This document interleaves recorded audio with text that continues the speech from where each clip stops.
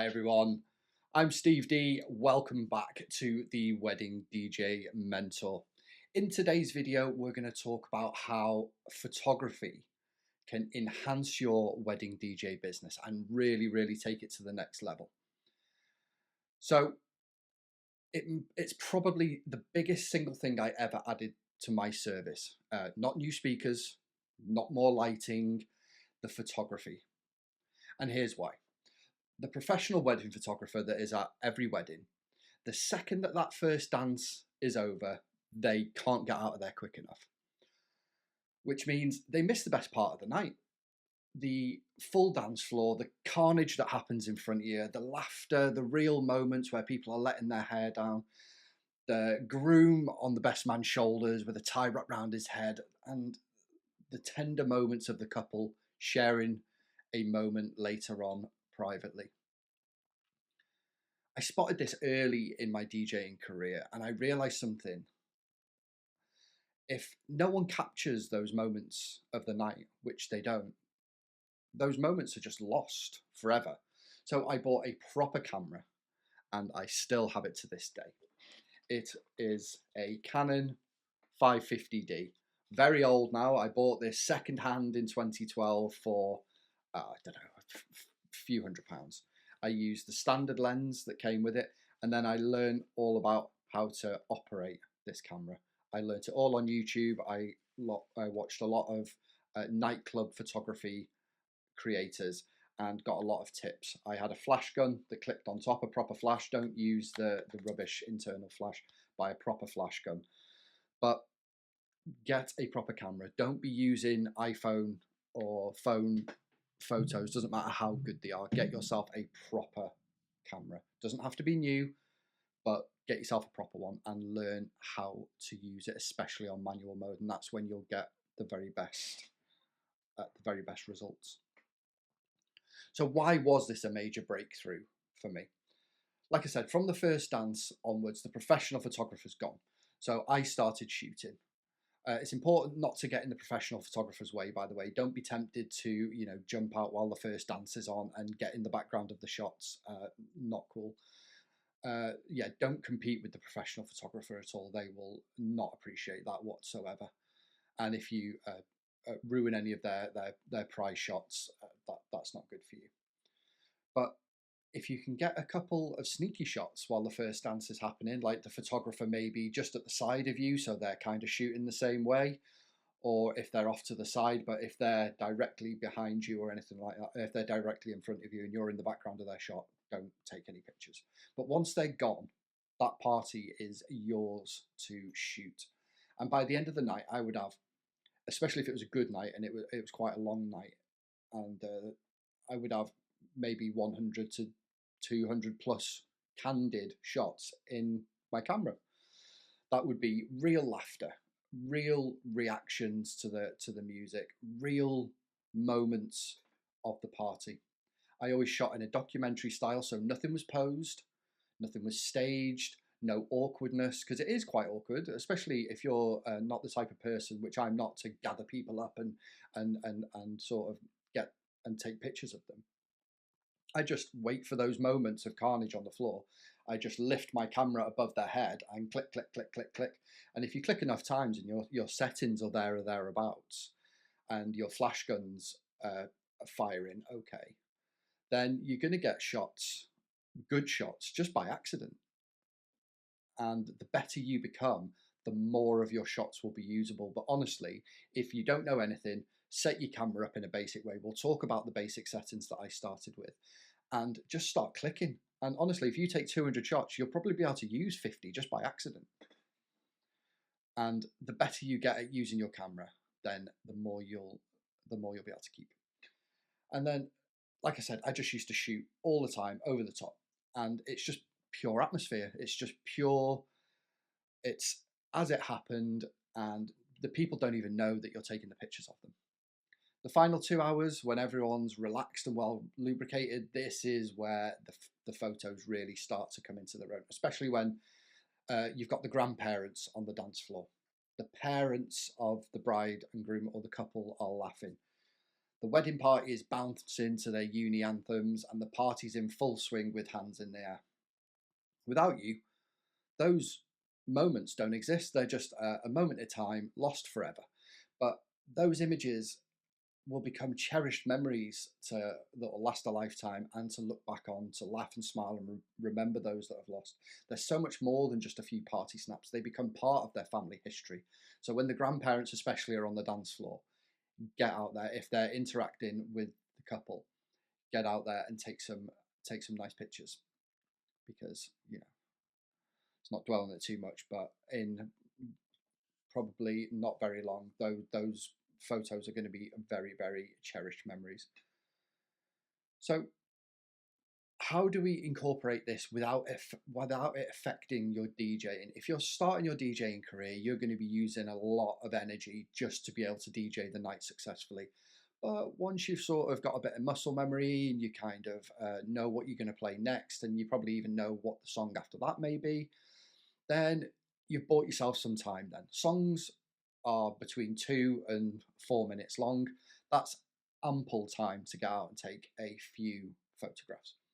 So if I've got 3 minutes of a song remaining, or 3.5 minutes, I'll pick my camera up, I'll go out the booth, I'll go click, click, click, walk around the dance floor, click, click, click, above people's heads, different people, different shots, different angles, snap 10 to 15 pictures, and I'll be back behind the booth within 60 seconds.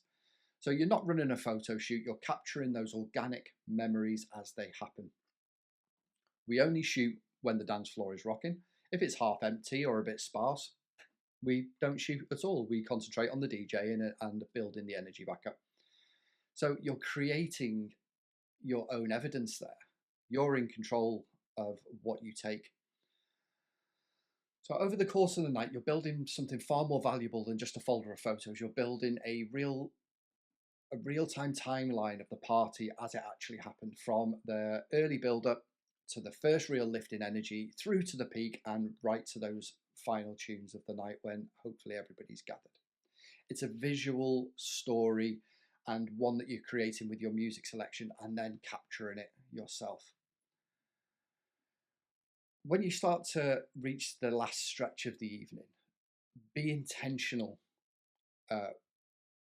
Get a few big sing-along songs on, proper crowd pleasers. I'm going to do a video in a few videos about how to really end the night on a bang. Get these songs on that kind of pull everybody together. Even if they were heading for the coats a few minutes earlier, use your mic.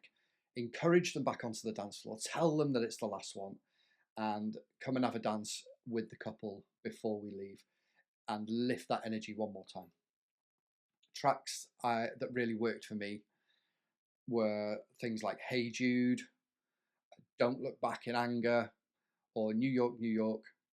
They are perfect for this because they naturally form circles on the dance floor. So we've got arms around shoulders, we've got big voices, we've got big smiles, we've got hands in the air, and the couple, try and get the couple into the center of that circle so all their friends surrounding it. And that's your moment, that's your photo opportunity. And those shots are absolute gold for not just the couple, for your business as well. So once that final track ends, or the penultimate track ends, this is important. Get on the mic immediately as that track ends, or if it's got a couple of seconds left, and gather everyone for one big group photo, everybody that's on the dance floor. So from behind your booth, get your mic and encourage them to look your way.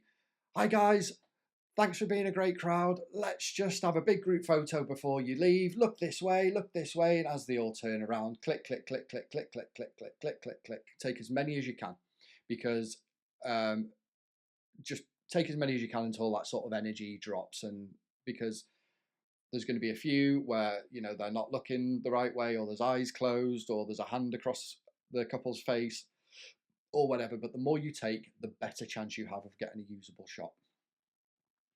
So that single photo, if you get a good one of everybody on the dance floor looking at you as the DJ, waving, some people will be applauding, it shows in one shot that the party was alive to the very last minute. There was no slow fade out, especially if it's the last photo of your album.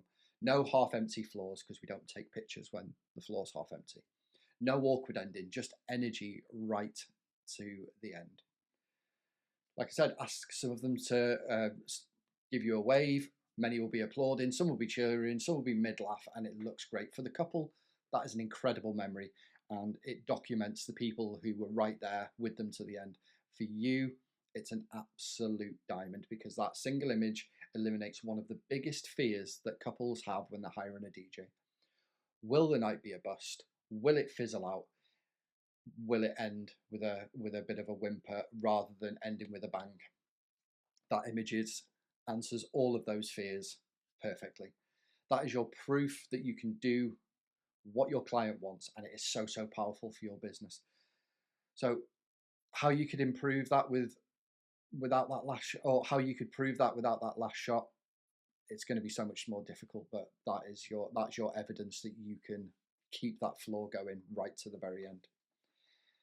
So this is why it's a genius business model, and here is where it becomes clever. You don't charge 1 penny extra. It's not an add-on to your packages. It is included in every single package. You take pictures in every single package that you have. But there is one condition. You retain the right to use those photos for your own marketing. Social media, website, promotions, we're going to put this in our contract. If they want 100% privacy, absolutely no problem at all, but they have to pay to keep them private. Put that in your contract as well. Explain it in your confirmation email. As you know, with my service, you get free photography included. Just to let you know, they're free because I use them for marketing occasionally, and I post them on my social media pages. They can opt out. They can pay £200 to have them sent via a Dropbox link and have them private altogether. Almost nobody ever did that. I'm talking. I probably shot hundreds and hundreds of events. I probably had 4 or 5 that actually pay to have them private, but do give them that option. I never posted photos online where there's a lot of children or when children appear. I'd always email them the link, even if I had the permission to post them publicly, because I don't have the parents' permission specifically. So I never posted any children on in my albums. If the children appeared in the photos and it was clear who they were, I would email them separately. So now you've done that. You have 200 good quality, almost professional grade images of you crushing a wedding party. You have written permission to use them. You've captured genuine moments, packed dance floors, real reactions, and you've got them top quality images. You upload a Facebook album, which is what I used to do. Facebook's not as popular as it used to be, but everybody's still on there. I would make a Facebook album, call it Mr. and Mrs. whatever, and I would just put 30 to 50 of the highlights up there, but I'd keep a couple back. A couple of the best ones I would keep back, and I'll tell you why in a minute. I'd post Instagram highlights.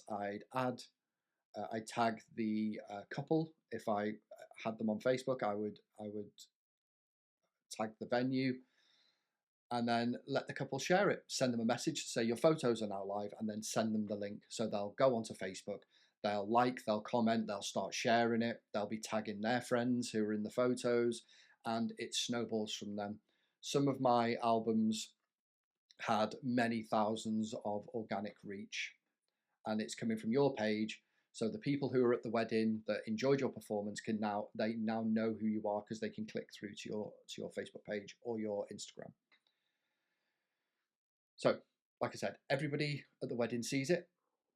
Everyone they know sees it. You become more visible organically, so you don't need business cards. It's free traffic, and it's free authority, free credibility, and you retain ownership of those images. It's the perfect win-win. They get memories that would have been lost. You get marketing assets that make you look elite. And every single event, if you're doing multiple events, it's free content and it just drives traffic. And now you also have the perfect reason to email the couple a few days after the wedding. Yes, they've seen the 50 odd highlights. When that starts to die down, when it starts to slow down, getting likes and comments and stuff like that after maybe 3 or 4 days, then you would send I would upload the 80, 90, 100 shot album. I've took 200, but 100 of them are duplicates, or they're slightly out of focus, or there's eyes closed, or whatever. I'd thin the herd by at least half. I would email that full album to a Google Drive or a Dropbox link, and I would email them that link so they can download it themselves in full quality, because Facebook images are compressed a little bit to lower the quality, so they get the full quality images emailed to them. Like I said, keep a couple of great shots back for that added wow factor. So make sure there's a couple of good ones in there that they haven't seen. So when they're scrolling, they're not just looking at ones that they've already seen. There is a couple in there that are really good. Especially try a black and white one. I used to try and get one of the couple sharing a moment together on the dance floor sort of later on in the day, just them two. I try and get a shot through the crowd. I blur the edge of the crowd out. We can figure out how to do all this, and the only thing in focus is the couple sharing a moment. Make that black and white, make that a real hero shot, maybe at the beginning of the album, and that just gives that extra wow factor. It hits hard and it almost guarantees a gushing 5-star review. So once they reply saying that they have them and they like them, that is when we ask them for their 5-star review and send them our our link from the review for Google reviews. And there's no way that they're not giving you an awesome review. They might even post some photos in there, but I've had reviews that are like 3 paragraphs, and they sell your business more than you ever can. Okay, we're going to talk about some of the equipment and the technical basics you're going to need to be able to take some good photos at your events. So it's got to be high quality. Phone photos will not cut it. In fact, it'll have the opposite effect. Don't be taking loads of phone pictures at the event and then using that in the same way that I'm doing by creating a big album, because a big album full of substandard phone pictures is not gonna show that you're that premium, show that you have a premium service. So we need a proper camera, and we're talking maybe up to or over even £1,000 just for the camera on itself. Then you're going to need a lens, one that's capable of low light. And I'm not going to go too deep into the technicals here, because if you don't know what you're talking about, I'm going to lose you. But you're going to need a flash gun, and you're going to need an understanding of low light shooting. So look on YouTube for nightclub photography tips, and that's what I did. So my setup, I used a mirrorless Canon R5. If you know nothing about cameras, it's going to mean nothing to you, but it was a very good quality camera. I got it when it came out, and I think it was about £1,200 just for the camera. Then I went and bought a Canon RF 24 to 30, 24 to 70 millimeter lens, which is it's got a bit of a zoom in it, so you can step back to 24 millimeters, so you get a very wide shot of the dance floor, and you can take it into 70 millimeters, so you can really get quite close into people without being on top of them. That lens went down to f2.8, which meant it has quite a large aperture for the light to come in. Because we're shooting in low light, we need a lens that has got a low f-stop number, which counterintuitively means it's got a bigger hole, more light to come in. That's what we need. Again, if any of this is difficult, drop it down in the comments or go and research photography equipment. Then I had the flash gun that mounted on the top, separate to the actual camera, separate flash gun, and then I would mount that flash and I'd point it up at the ceiling or slightly behind me so it diffused the light. All of that was about £3,000, maybe even a little bit more, and the lens I bought used, but it was worth every single penny, and when I came to sell it, I sold it for £2,000. So because I bought good stuff and looked after it, it's still got great resale value. So if you buy good used stuff, it's lost all of its new value, and you can take great pictures, you can find really good bargains online, and then when you come to sell it, you'll probably get a similar price. So I would definitely recommend doing that. But you can do a good job with less expensive camera equipment. but it does mean you need to learn how to use that camera a lot more. So we're going to talk about the settings, the camera settings. So if you're new, just put the camera on auto and see what settings that the camera wants to use, and then you can work from there. But you want to use the lowest f number possible. Like I said, my lens was f2.8, so I always shot on f2.8. That never changed. I kept on 2.8, and that was it. Now, shutter speed is how quickly the sensor opens. So it's like when you used to hear the new mirrorless cameras don't click, but the old ones used to go click, and you'd hear a shutter. The shutter speed is how long that shutter's open for. So I used to shoot around 1 to 40th. So that's 1/40th of a second is how long it's open for, to 1/60th of a second, to avoid any motion blur. Because people are dancing, you need it quite quick. Because if you leave it open any longer, you're going to get like a tracing arm. Their face is going to be out of focus, and it's going to be blurry. So I used to shoot 1 to 40 to 1 to 60.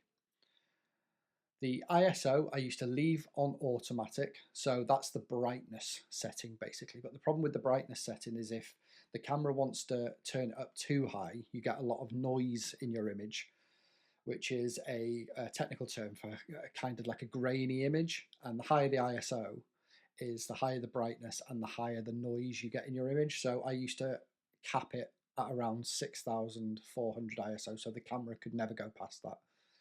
Always use autofocus, and like I said, bounce the flash gun off the ceiling. That'll mean the camera does most of the work automatically there, because I've set my aperture at f2.8. I've set my ISO on auto, and I've told the camera not to go over 6,400. And all I'm doing now is adjusting the shutter speed. So you can get, all you're doing is clicking between. It's like a little roller wheel that you can move between. It's quite easy to do. So that's basically it for the very, very basics of shooting on manual mode. But like I said, if you're new, just start on automatic and go from there. But yeah, YouTube is great. Go and learn all about. There's people that are way better at explaining and showing you how cameras work than I am. So go and have a look at those. I'll try and find some videos and put them down below. But yeah, I learned from zero experience. I was never a photographer. I bought a camera and just figured it out by watching YouTube videos. And then I got to quite a good standard of photography, if I do say so myself, by the end, because I worked really hard on it. And then when you put them onto your computer the next morning or the day after or whenever, delete all the bad ones immediately. Go through them. Anything that's out of focus, delete it. Anyone with their eyes closed, you can get apps to open their eyes now, so it's not a deal breaker like it used to be for me. But I would just go through all my shots, delete any that are rubbish, out of focus. There's an arm in the way of someone's face or something like that. Just get rid of all the rubbish ones, and then you can sort of work with what you've got left now. I used to edit them in just my native Photos app, the free app that you get on Apple, just to adjust the color a little bit. You can turn it black or white. You can do what's called a vignette around the outside, which makes sort of the edges blurry. They're good for those shots of the bride and groom. You can make the edges blurry so it really does sort of draw the focus. Just little tweaks, brightening it up when it needs it, darkening it when it needs it, and that's it. Definitely no filters. Don't put any filters on, really. So this is where it gets good. The photos get mentioned in almost every review. They became part of my service. Couples didn't expect it, so it felt premium, and it's added perceived value overnight. It's the easiest way to add that value. And it was the biggest addition that helped me justify my £1,000 fees that I was charging. Because now you're not just a DJ, you're an experience creator, you're a memory preserver, you're a content creator, and you're an atmosphere curator. And visually, you have proof, endless proof that your service is excellent. You can tell people till you're blue in the face of how good you are and how you can do it. But if you've got lots and lots and lots and lots and lots of pictures, it does all the work for you. Premium DJs don't need to tell people they're good. It's abundantly clear with your media. And when you start taking excellent pictures, your media and your value automatically goes up. And people are sold before they even talk to you. So if you do this properly, it elevates your brand. It increases your perceived value. It generates organic reach for your social media. It justifies your higher pricing, and it costs a little bit of learning, quite a bit of learning to be fair, if you want to get really good at it, a bit of effort and investment in a camera. But that camera is a business expense, and also you can use it if you want to get into wildlife photography, or if you want to take pictures of the planes as they go around, or whatever it is, that whatever else that you're into, it can be used for that as well. But the return is enormous, and it's not just the photography, it's positioning, it's maximizing your authority, it's marketing fuel for free. It's the perfect win-win. If you want to operate at the next level, this is how you look like when you belong there.